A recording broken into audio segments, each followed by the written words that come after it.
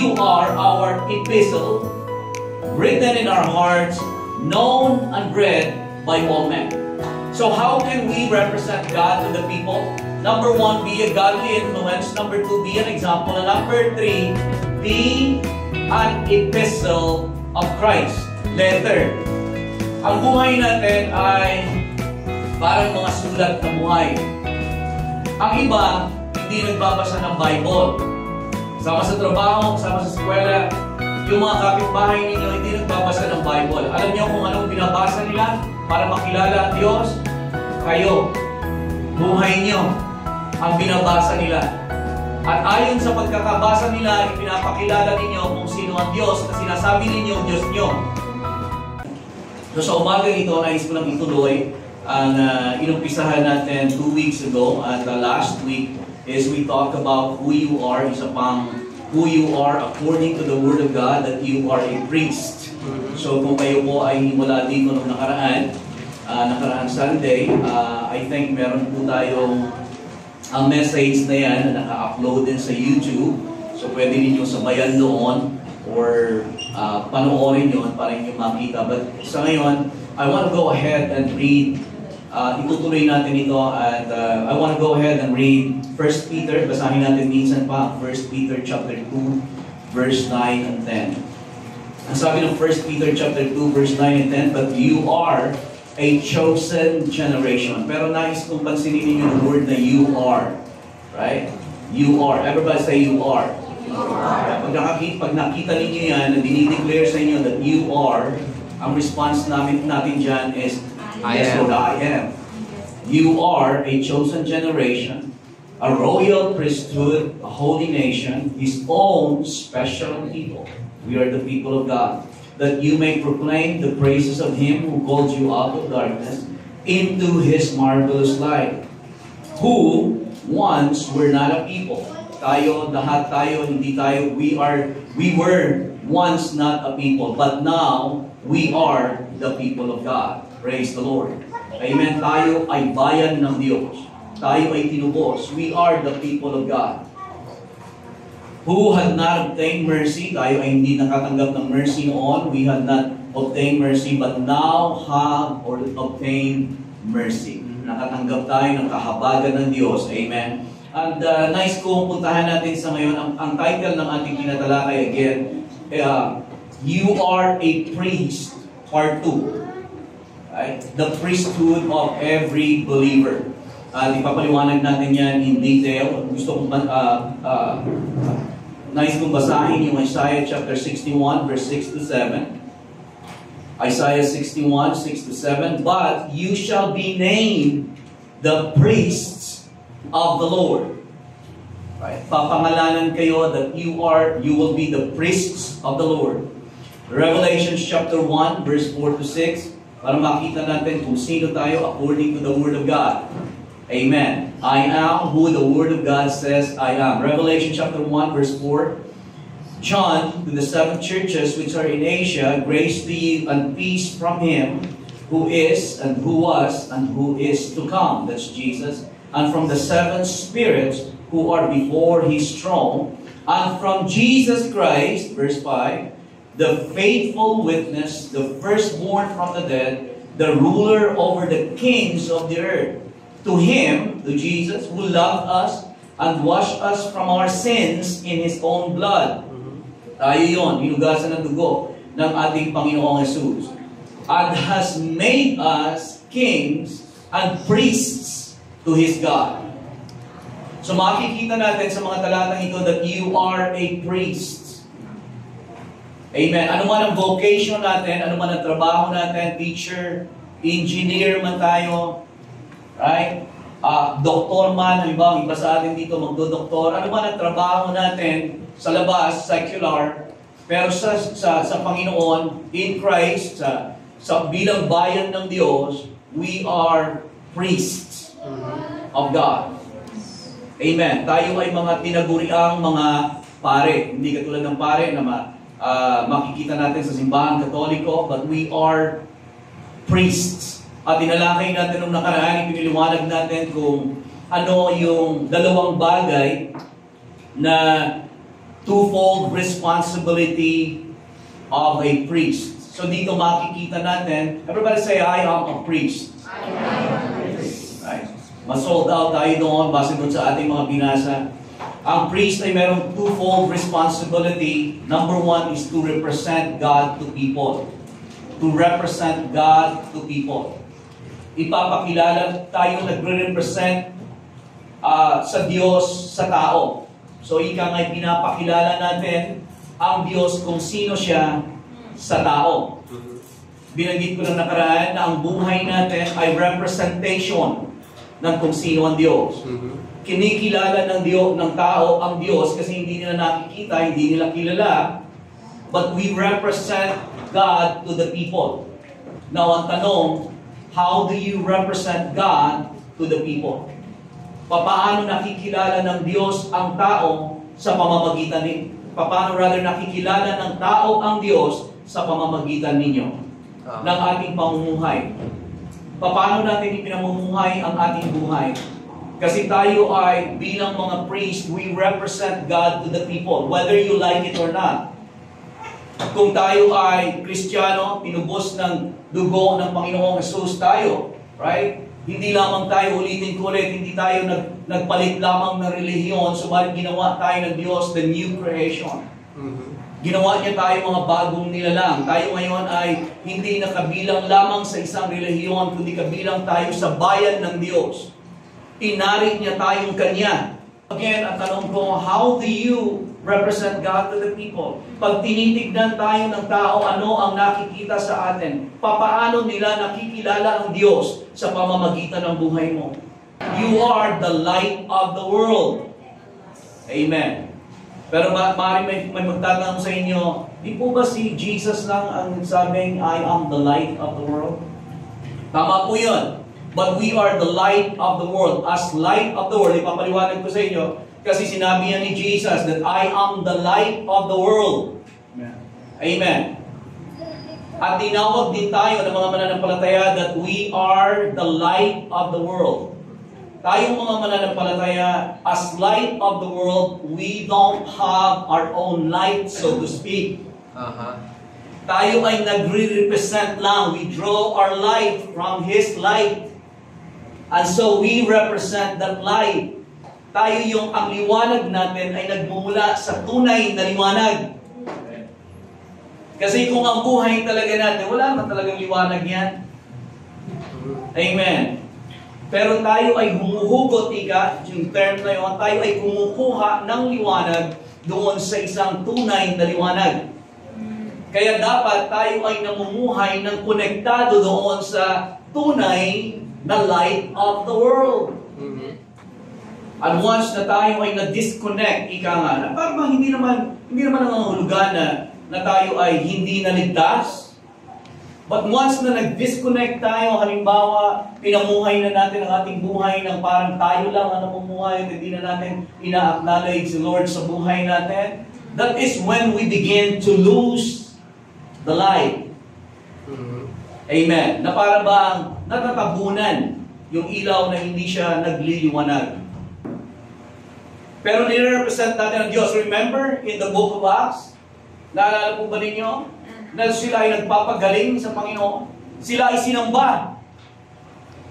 At sinabing, bumaba sa atin ang mga Diyos. Hindi po ba?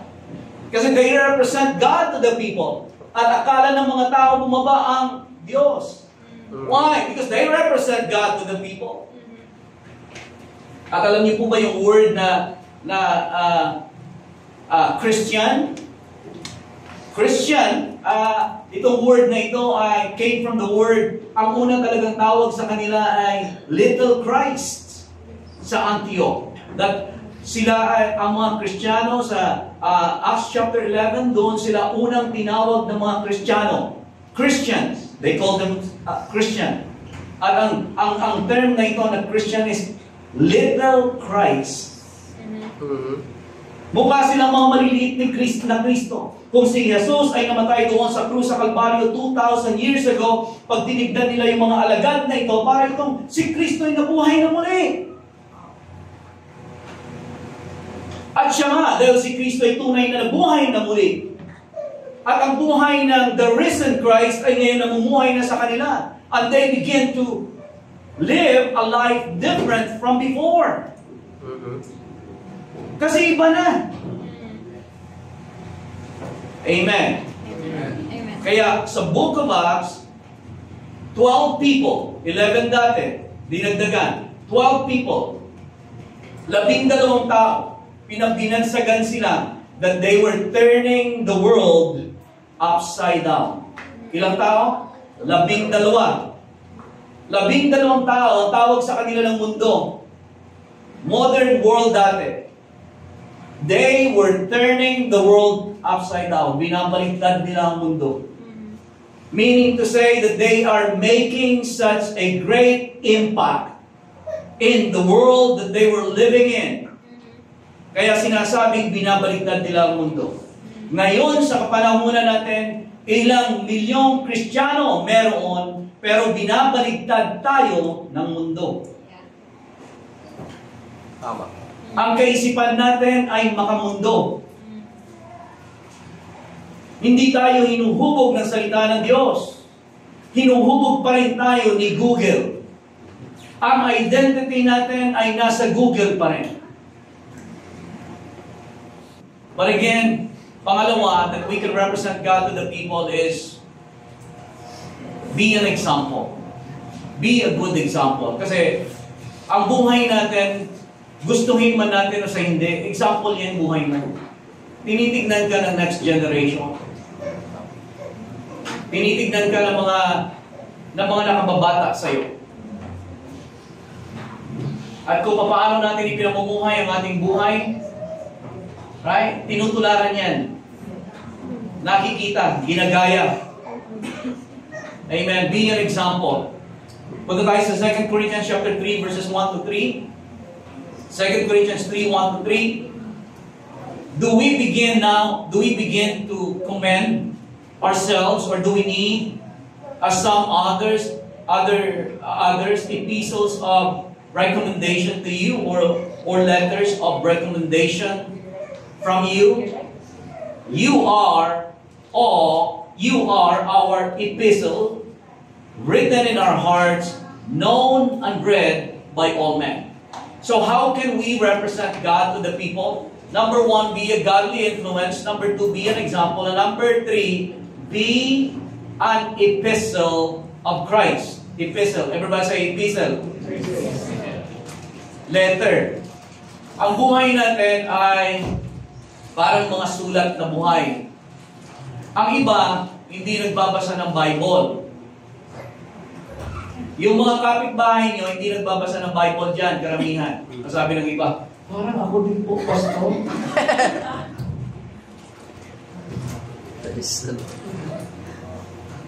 Yung mga kasama nyo sa trabaho, hindi nagbabasa ng Biblia.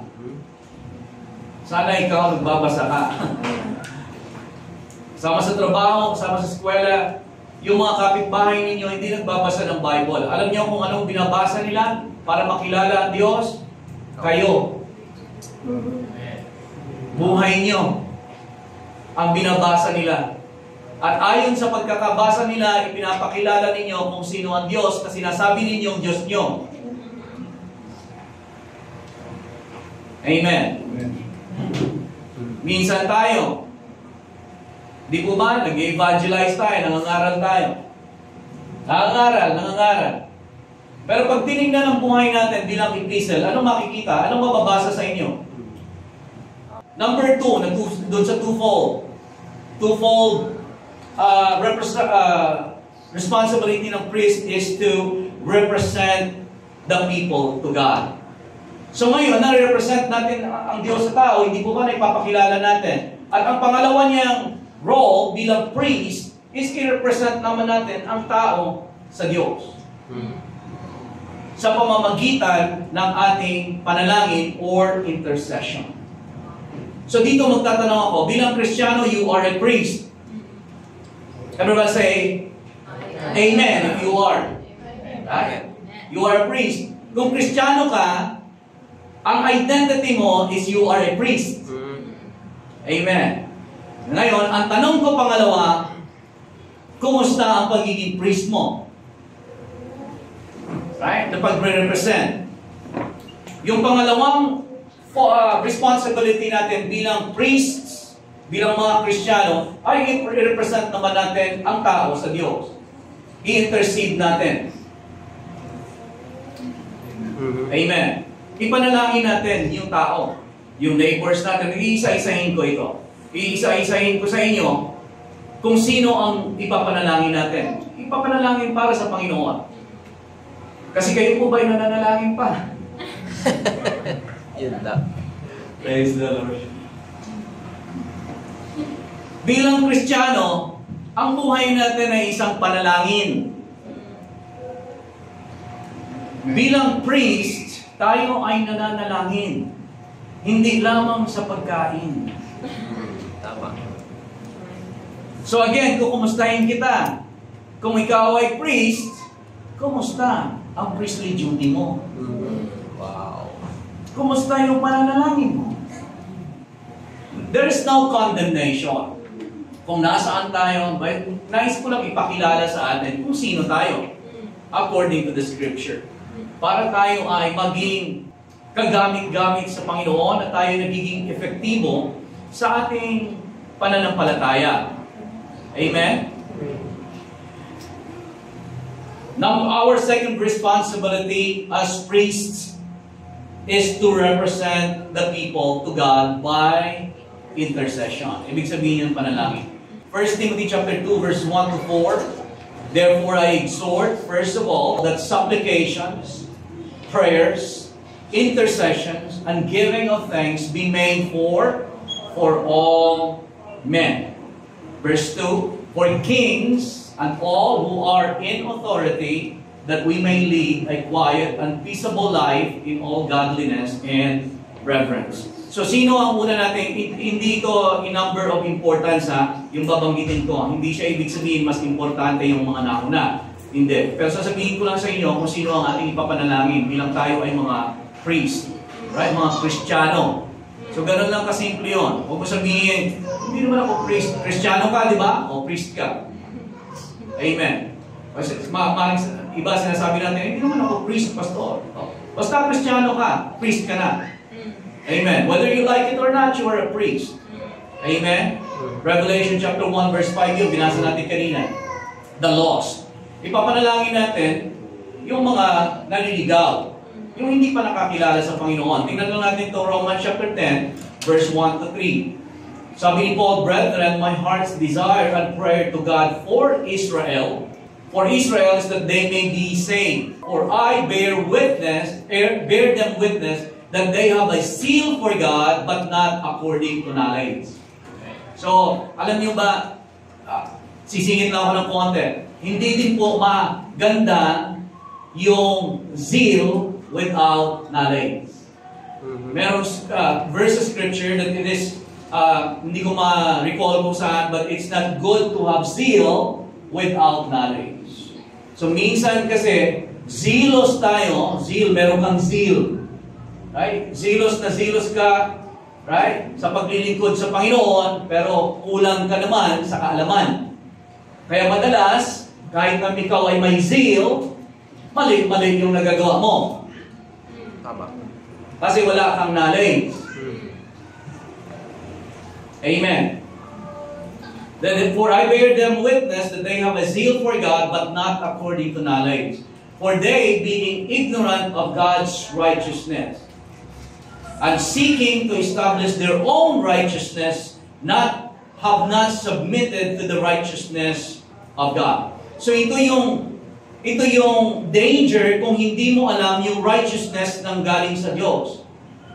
Kasi kung hindi mo alam na righteousness is a gift imputed to us sa pamamagitan ng ating pananampalataya kay Kristo, kung hindi mo alam yon, mag-i-establish ka ng sarili mong righteousness.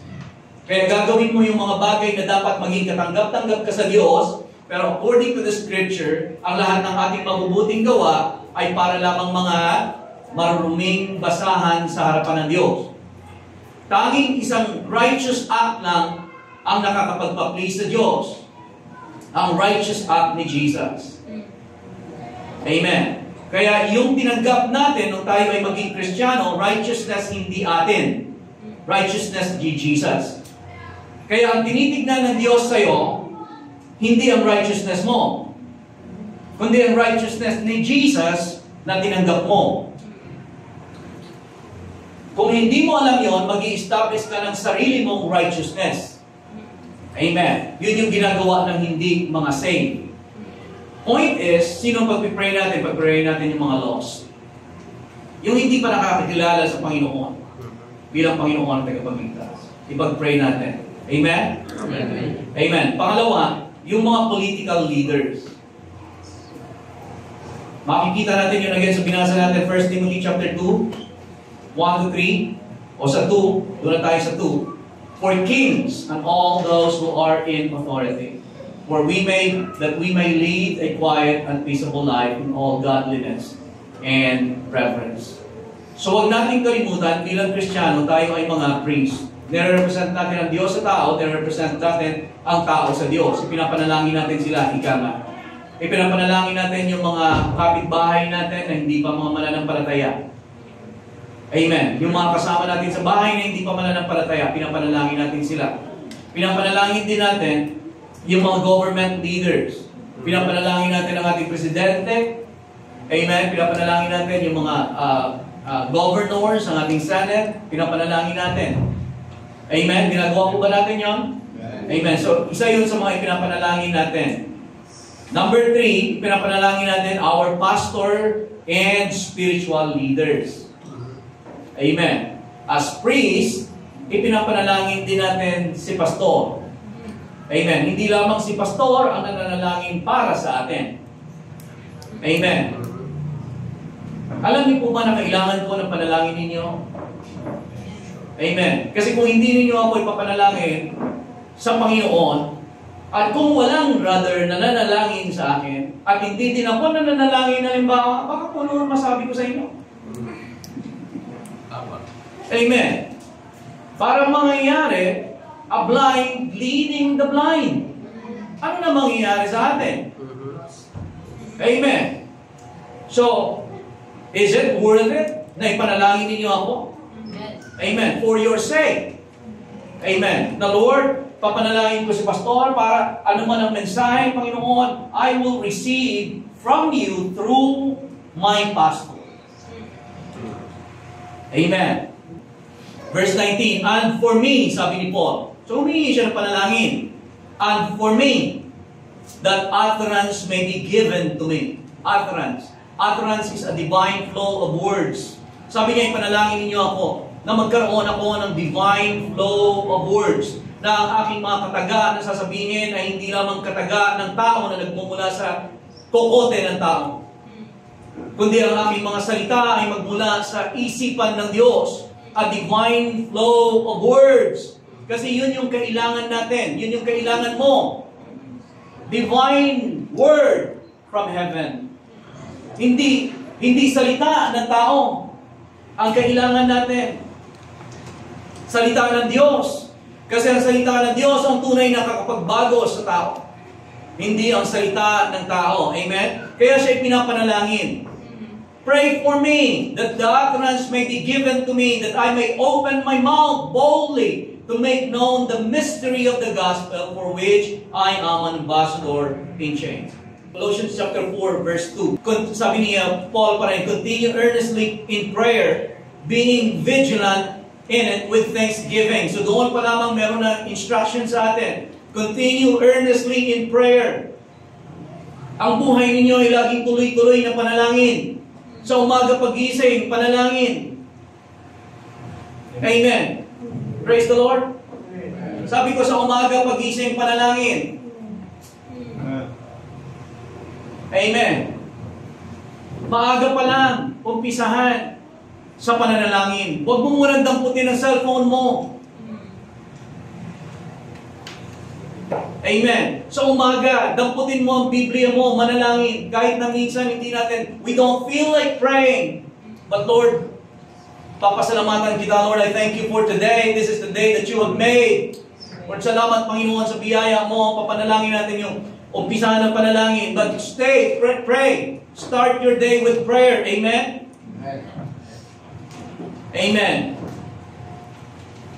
Number 3. Number 3 na, no? 4. Number 4. Pray for one another. Yung isa't isa sa atin, panalangin natin. Do you pray for one another? Yun yung mag-create ng unity. Yun yung mag-create sa heart mo ng pag-ibig sa iyong kapwa, sa iyong katabi, sa iyong kasama sa church. Amen. Yun yung mag-create sa heart mo kapag pinapanalangin mo siya. Amen. Hindi mo pinapanalangin na sana mawala ng trabaho. Ay, hindi yun. Pinapanalangin. We pray for. Everybody say for. Para sa Kanya. Pinapanalangin natin siya. Pinapanalangin natin ang isa't isa. Amen. Tingnan natin ito. James chapter 5:16. Confess your trespasses to one another and pray for one another. Pray for one another. Do we pray for one another? As a priest, do we pray for one another? Amen. Pray for one another that you may be healed. Alam niyo ang pananalangin sa isa't isa? Interesting. Sabi niya, pray for one another that you may be healed. Ibig sabihin, ipag-pray ninyo ang isa't isa upang ikaw ay gumaling. So, ang ibig sabihin, kung ipag-pray ko pala ang aking kapatid, nagkakaroon ako ng healing.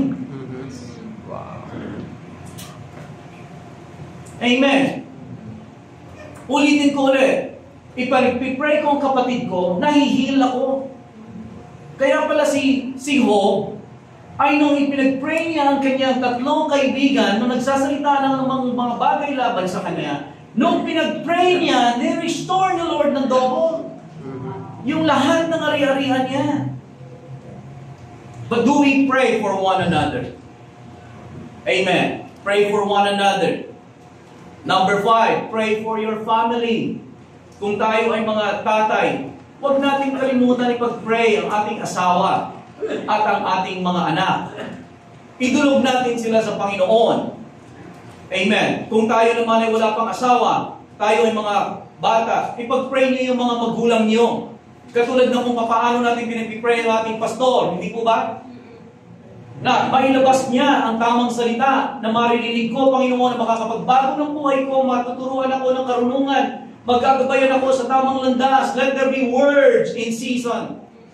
Ganon din ang magulang. Pag-pray niyo yung magulang niyo. Amen. Na magkaroon din sila ng karunungan. Nagabayan kayo sa tamang landas. Amen. Hindi na lang puro kamalian ng mga magulang ninyo ang nakikita ninyo. But pray for them. Pang-6, pray for your enemies. Matthew chapter 5, verse 44. Pakinggan niyo ito maigi. 5:44. But I say to you, love your enemies. Kung yung mga kaaway ninyo, kailangan ninyong mahalin eh. Ano pa kaya ang attitude natin sa isa't isa? But I say to you, love your enemies, bless those who curse you, do good to those who hate you, and pray for those who spitefully use you and persecute you. Pray for your enemies, not pray against your enemies. Eh, Pastor, pinag-pray ko naman ang aking enemy. O, alam ko. Alam ko din yung prayer mo kung ano. Sana mo walang trabaho, sana mabangga ng sasakyan. Yan, pinag-pray natin kasi enemy natin, hindi po ba? Nakakainis talaga, Pastor eh. Sana mawala ng trabaho. Oh, so, Pastor, you have to pray ko naman. Now, you pray for your enemies. Pray for your enemies. Ganito ang ginawa ni David. Ganito ang ginawa ni David kung paano niya pinag-pray ang kanyang enemy. Psalms chapter 35, 11-14. Now, tingnan ninyo ito mabuti. Ay, mind opener dito sa atin. Sabi ni David ganito, fierce witnesses rise up. Yung mga witness na mga mapanlinlang na mga witness, nagra-rise up sila, nagsasalita ng laban sa kanya. They ask me things I do not know. Sabi ni David, they reward me evil for good to the sorrow of my soul. Ginawa ko sila ng kabutihan, ang ginanti nila sa akin kasamaan.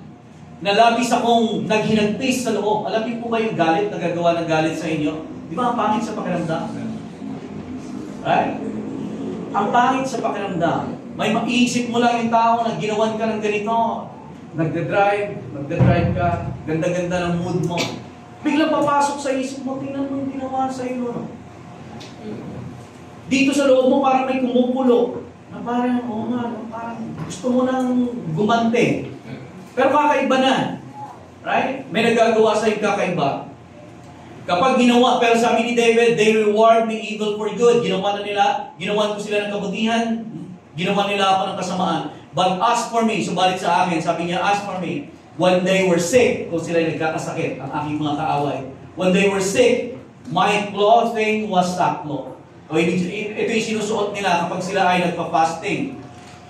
I humbled myself with fasting, and my prayer would return to my own heart. I paced about as though he were my friend or brother. Wow. I bowed down heavily as one who mourns for his mother. Sinong pinapanalangin niya? Sabi niya, nag-rise up sila, nag-bubit na sila, sinasabi nila sa akin ang nanglaban sa akin ang hindi naman totoo. Ginawan ko sila ng mabuti, ang iginanti nila sa akin ay masama. Pero para sa akin, sabi niya, ipinagpipray ko sila. Nagpa-fasting ako para sa kanila. And my prayer ay bumabalik sa heart ko. Ibig sabihin ng puso niya ay sinistir up ng panalangin doon sa umaaway sa kanya. At pinapanalangin ko sila na parang aking kapatid. Pinapanalangin ko sila na parang ako ay nagdadalamhati sa isang aking ina. Look at that prayer. Yan yung tunay na Kristiyano. Praise the Lord. At yan yung dapat na makita sa atin. Ipanalangin natin ang ating mga kaaway. Right? Pray for your enemies. Hindi pray against your enemies. Amen? Amen. As a priest, idudulog natin sila sa Panginoon.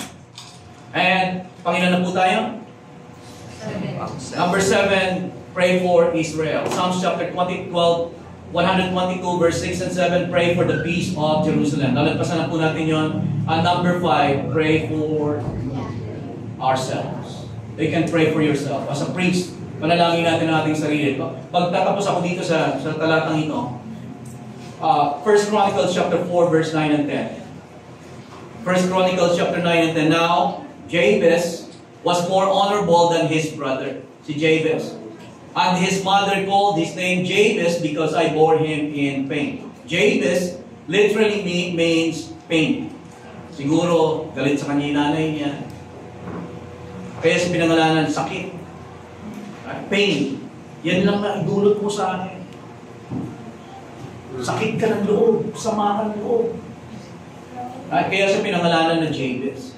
Pero honorable siya more than his brothers kasi ang ginawa niya because verse 10, and Jabez called on the God of Israel, saying, sabi niya, oh, that you would bless me indeed and enlarge my territory, that your hand would be with me, that you would keep me from evil, that I may not cause pain.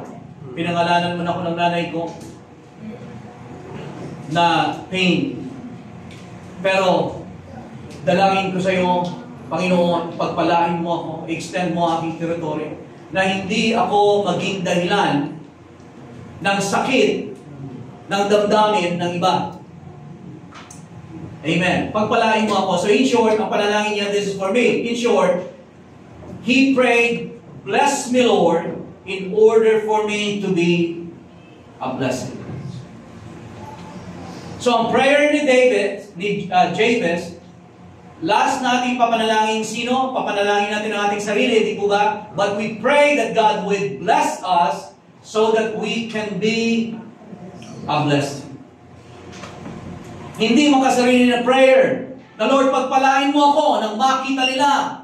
Lalo na yung mga kaaway ko na sinasamahan mo ako, Lord. At sila, hindi. That's not our prayer. But Lord, bless me indeed. And extend my territory. Na hindi ako makapagdulot ng kasiraan, sakit ng damdamin ng iba, Subalit sa halip, Panginoon, pagpapalain ko sila. Ibibless ko ang aking mga kaaway, Panginoon. So ang twofold responsibility natin as a priest are to represent God to the people. How are you representing God? Our second responsibility is to represent people to God by intercession. Nilagay ko sa atin, pinakita ko sino ang ating papanalangin. Pray for the lost. Pray for the government officials. Yung ating mga government officials, mga politicians, ipag-pray natin. Our pastors, spiritual leaders. Number 4, sino pa? Pray for one another. Number 5, ano pa? Our family. Number 6, ano pa? Our enemies. Number 7, ano pa? Israel. And then, lastly, we pray for ourselves. Last na. Right? Last. 8. Yung 8. Pinaka-last. Amen. Hindi mo na unahin na muna. Right? Pinaka-last ka na. Na ipag-pray mo, pero ipag-pray mo ang sarili mo upang ikaw ay maging pagpapala sa iba. Subalit nawa, kapag naisip tayo ng kapwa natin, o sino man sa ating mga kapitbahay, pag naisip pa lamang nila tayo na pagpapala sila. Sapagkat tayo ay namumuhay bilang isang pagpapala sa mundong ginagalawan natin, bilang we are a priest of God. And we represent God to the people. And we represent people to God.